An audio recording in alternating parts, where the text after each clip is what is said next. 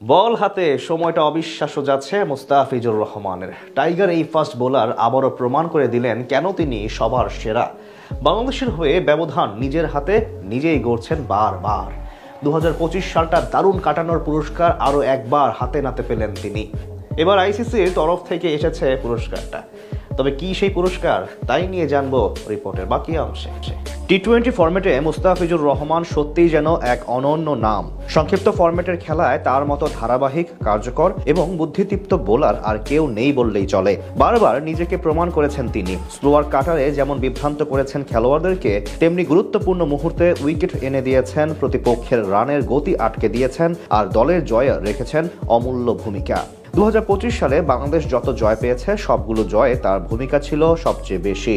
Jasprit Bumrah, Mitchell Starc, Josh Hazlewood কিংবা শাহিন আফ্রিদির মতো বিশ্বসেরা বোলারদের সঙ্গে তুলনা করলে দেখা যায় মুস্তাফিজের পরিসংখ্যান বেশিরভাগ দিক হতেই তাদের চেয়ে ভালো। তার গড় ইকোনমি কিংবা স্ট্রাইক রেট যা নিয়ে আলোচনা হয়, সব দিক দিয়েই তিনি সবার চেয়ে আলাদা। তবু আফসোসের বিষয়, তিনি যেহেতু বাংলাদেশি, তাই হয়তো অনেক আন্তর্জাতিক বিশ্লেষক বা ক্রিকেট মহল তাকে নিয়ে তেমন আলোচনা করেন না যেভাবে অন্যদের নিয়ে করেন। এভারেজ বোলারদের যে হাইপ দেওয়া হয় বিশ্বমানের হয়েও সেটা পান না মুস্তাফিজ। তবে এবার আইসিসি যেন ঠিকই তাদের যোগ্য পুরস্কার দিয়েছে। আইসিসি টি-20 র্যাঙ্কিংয়ে ফিজের অবস্থান এখন 11 নম্বরে। ধারাবাহিক পারফরমেন্স করে এগিয়ে এসেছেন তিনি। যদিও যেভাবে সাম্প্রতিক সময়টা কাটছে তাতে এতদিনে সেরা 10-এর মধ্যে চলে আসার কথা ছিল কাটার মাস্টারের। টি-20 ক্রিকেটে লম্বা সময় ধরে তার এমন সাফল্য তাকে এত পেছনে রাখা একটু হলেও অবাক করার মতন। বিশেষ করে দেশের হয়ে অন্তত এই ফরম্যাটে তার পরিসংখ্যান একবার দেখে নেওয়া যাক। দ্বিতীয় টি-20 ম্যাচের আগ অবধি এখন পর্যন্ত 16টি ম্যাচ খেলেছেন তিনি, যেখানে 20 উইকেট শিকার করেছেন আর তার ইকোনমি মাত্র 6.05। এমন বোলিং গড় বলে দেয় কি দারুণ ছিলেন এই বছর জুড়ে। 16টি ম্যাচ খেলার পরেও এত ভালো ইকোনমি ধরে রাখা সহজ ব্যাপার নয়। সেটা ধরে রেখে এখন ফিজের অবস্থান 11 নম্বরে। তার রেটিং 642 পয়েন্ট। 10 নম্বরে থাকা কুলদীপ যাদবের রেটিং 648 পয়েন্ট।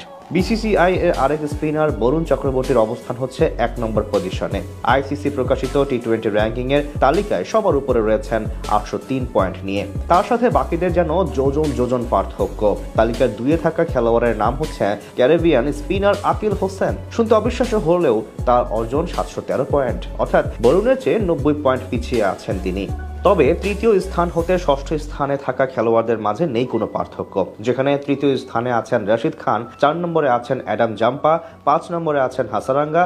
এই 3 জনের হয়েছে উন্নতি। এদিকে 6 নম্বরে নেমে গেছেন আদিল রশিদ, 7 নম্বরে আছেন নুমান থুসারা, 8 নম্বরে আছেন আবরার আহমেদ, 9 নম্বরে আছেন জ্যাকব ডাফি ও 10 নম্বরে কুলদীপ যাদব।